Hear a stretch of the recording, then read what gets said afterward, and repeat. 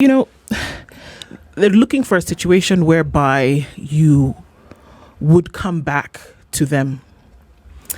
Probably the most difficult thing I will ever have to do on this show is talk about my experience. On the 1st of September, this year, 2025, my son would have been 17. I was pregnant with this baby, and I, of course, had no idea what I was doing. And I had a doctor who, at some point, I knew something was wrong. And I called her and I said, something is wrong. And I am just not feeling like everything is okay. I mean, I've never done this before, but something is wrong. So she said, okay, come to hospital. One of the best hospitals in this country. Come to hospital. She wasn't there. She just said, well, just go and they'll find you and you'll say, okay, fine.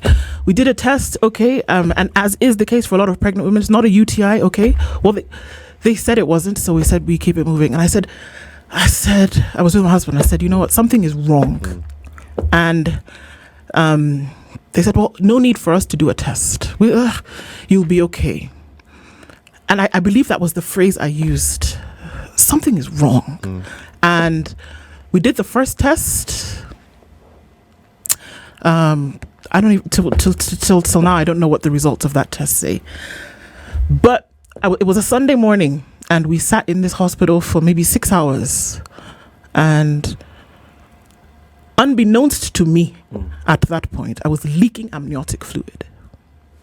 What? So obviously, at that point, my baby was dying, and I didn't know.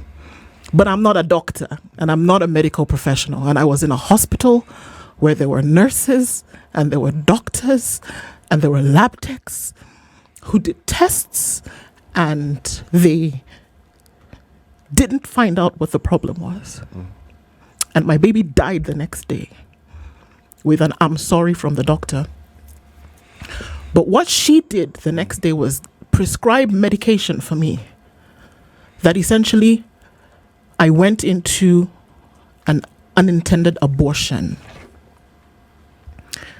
which I should have had no business taking on that day. And my son died on the 1st of September. And if they had paid a little bit more attention, if somebody had done what they were supposed to do, I would celebrate my son's 17th birthday this year in September. It's 17 years later, but it's very difficult for me to talk about it. But how many people go through situations whereby we just needed you to pay a little bit more attention? Yeah. We just needed you to do your job.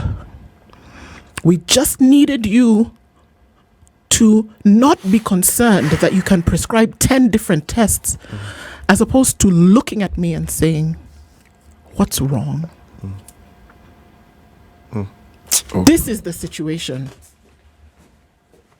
This is the thing. It's supposed to be professional. Yeah. But love is professional. It's okay. It's okay. How do we even end this show? How do we? We don't. Because that pain doesn't end. That God has given you strength. Grief God has doesn't given you that end. strength. 17 years. 17 years. Yeah. God gave you that grace and that strength to be strong. Kenya, if you are listening, we are not doing PR. We're not doing this to attack a hospital, to attack an individual. We're doing this because we have personal stories. Oh God. When Dennis talks about his daughter, that person is real. When Ndu talks about a child 17 years ago would be turning into an adult, it's real. When I touch the back of my head and remember how much pain and how many bills I had to pay, it's real. So we're not condemning a sector.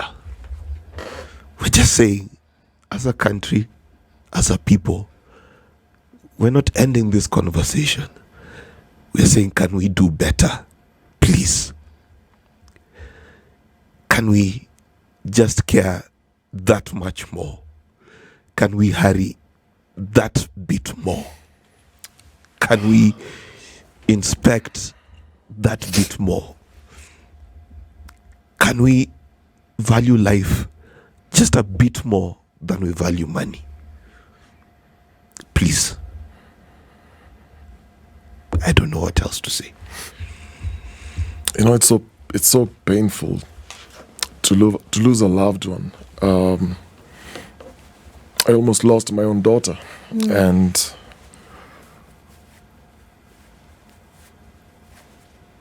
oh God. We can do better. Yes, we can. And all of the things that we talk about, I mean, it's very difficult. But all of the things that we talk about, whether we're talking about healthcare today on this program, as we do every day, whether we're talking about education, whether we're talking about responsibility, and I say it all the time, how much value do we place? Where is the value that we place? Value placed on things that means even if you make a mistake, that you bear the responsibility and accountability for it. Yeah. Even if you've gone wrong, you can come back and do it better. But we cannot be in a situation whereby we make excuses. We cannot be in a situation whereby we choose not to do better every day. People are dying. People are dying every day. We started off this hour with talking about a woman who had to run for her life from a medical facility that should have saved the life of her child. It's me 17 years ago. It's somebody today. Yeah. What I strongly, you know what I believe is what man cannot do to someone or to an institution that does that, and you leave a very painful memory to someone. You leave a scar. And I believe if somebody does that deliberately, you think of profit before you think of life, or you ignore negligence and you continue with life like it's just normal, but somebody's crying somewhere, someone is hurting somewhere. You deny someone life. I'm a very spiritual person, and I believe if that person doesn't pay in this life, they will pay in the afterlife. If they don't, they have a generation behind them that will suffer and pay for the price and the consequence of what this person or this institution or what these people actually do. Someone down the line will pay for it. Ndu, allow me to read the last paragraph where we started this morning, because I think it's fit.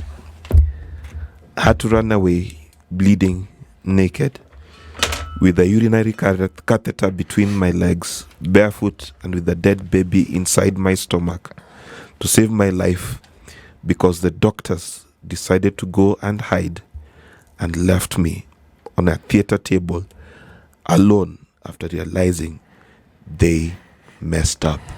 And sometimes many Kenyans feel like many times we've been left on the theater to save ourselves, naked, and the future in our hearts gone. It cannot be. It is not the option. Yeah. It is not the solution. The things that we talk about are representative of the experiences that very many people are going through, but have no recourse, they have no money, they have no outlet to be able to share these stories. They come out as pain points, but if anything, they must also come out as solution drivers. We have to do better. We have no business doing anything if we cannot take care of our own people. If we've lost our value, the only business that we have is trying to get it back. This has been Kenya's biggest conversation. This week is the Situation Room. A lot to think about and to continue to talk about. This is the Situation Room, the only way to start your day.